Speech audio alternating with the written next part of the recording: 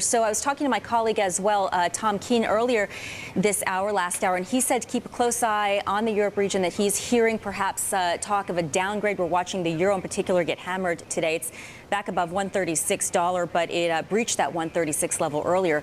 What are you hearing? Well, this is a crisis that has been on the horizon for quite a while. If you're a nerdy bond market historian like me, you could see this coming a mile off, because not only Greece, but really a significant number of Eurozone members have been plunging into the red with their fiscal policies in the wake of the financial crisis. And suddenly the markets woke up and realized that these were not credible fiscal policies, that a 13% of gross domestic product deficit for Greece was something that really required higher yields to compensate investors for risk. I completely agree with the analysis you just presented. The contagion is going to spread. It already is spreading to Portugal. It is already spreading to Spain, not to mention Ireland. And frankly, when you look at the debt numbers, there's no particular reason why Belgium and Italy should be entirely free from worry. So this is something that really had at its root the massive fiscal response of European governments to the crisis.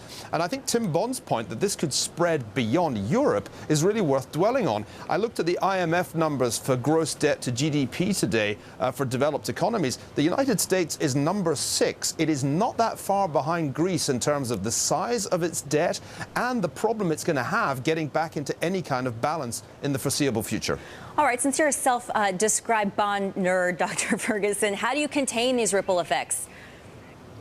Well, it's extremely difficult, because the way that the Eurozone was designed, there is no bailout on offer for a country within the Eurozone that gets into this kind of fiscal trouble. The ECB is not mandated to lend money in that way, to print money to help out a heavily indebted member state. Remember, when they set up the Stability and Growth Pact 10 years ago to try and contain fiscal deficits, the maximum was supposed to be 3% of gross domestic product, not 13%. And now Greece is being asked to reduce its deficit in the space of 2 or 3 years from 13% to 3%, which is the biggest fiscal squeeze it's possible to imagine. Now, that is not going to go down well with, for example, the large public sector workforce in Greece, and indeed in these other so-called PIGS economies, Portugal, Ireland, Greece and Spain. It's a rather unfortunate acronym here, but you know where PIGS live. Well, these countries are pretty much in that situation as the squeeze mounts. The more they tighten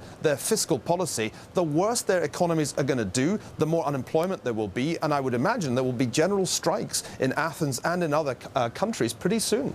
Abu Dhabi bailed out Dubai, right? Could that happen? Is there any other massive funding anywhere that could help, again, contain this?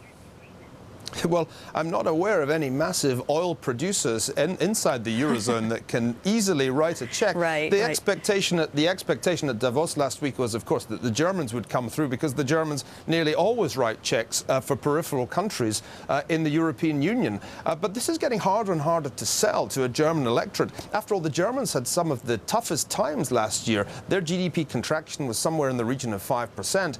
And it's going to be tough for Chancellor Angela Merkel to sell to German voters the idea of a check, not only to bail out the Greeks, but also conceivably to bail out these other so-called pigs. I think it's going to be messy because there is no mechanism. And that is the big problem. There's no way of doing this. And as long as there's no mechanism, you can be pretty sure there's going to be a protracted political wrangle. Does the euro, the currency itself, survive? Well, of course, there's always been a question mark. 10 years ago, my friend Larry Kotlikoff at Boston University and I said that this kind of fiscal shock would put a real strain on the single currency. Now it's happened. I think the Germans, and probably the French too, will do whatever it takes to prevent a breakup of the Eurozone. And it's not particularly in the interest of the Greeks to go back to the drachma, because I don't think markets would be very impressed by that. So I think in the end, the Germans and the French will probably bail Greece out by some kind of bilateral transaction. The question really will be whether there is then an orderly line of other southern European countries saying, me next. And that's going to be ugly if it happens. We were talking about these sovereign debt issues out of Europe these days. There are comparisons between U.S. and the government struggling with debt. Deutsche Bank today says Greece is a, quote, dress rehearsal for the U.S. Do you see similarities? Oh, certainly. I've been saying for over a year now that the problem with massive deficits as a response to the recession is that at some point you're going to see upward movements in yields. Upward movements in long-term nominal interest rates at a time of relatively low inflation, that spells trouble for anybody with a large burden of debt. And of course, practically everybody in the US has a large burden of debt, including, of course, the federal government. So although it's going to take a while to reach these shores, I think this will play out in Europe for a while, spreading from one country to another. At some point, people are going to look at the finances of the United States and say, you know, we really need more than 3.5% on a 10-year bond with numbers like these, because they really aren't that much better than the finances of Greece. All right. Now, Stephen Pope of Cantor Fitzgerald in Europe did fire off a note this morning saying, I cannot believe you are using, you reporters, meaning one simple statistic to say that the U.S. is just like Greece. And he lists a number of things, and among them, the U.S. has a better credit rating right now. The U.S. has its own currency. The dollar is the most important currency in a foreign exchange portfolio mix. The U.S. is the most dynamic and innovative nation. And finally, that capital can be raised with no problem at all as demand for the U.S. assets is strong. Buying any of that? Make some decent points, no? Well, right now, it will be a while before the markets turn to the United States. In fact, we'll probably see a further appreciation of the dollar relative to the euro, and I would expect not much to happen in the treasuries market. But at some point, you have to ask yourself how the United States can credibly borrow more than $1 trillion every year for the foreseeable future. Go to the Congressional Budget Office. It forecasts there will never, ever again be a balanced budget for the federal government.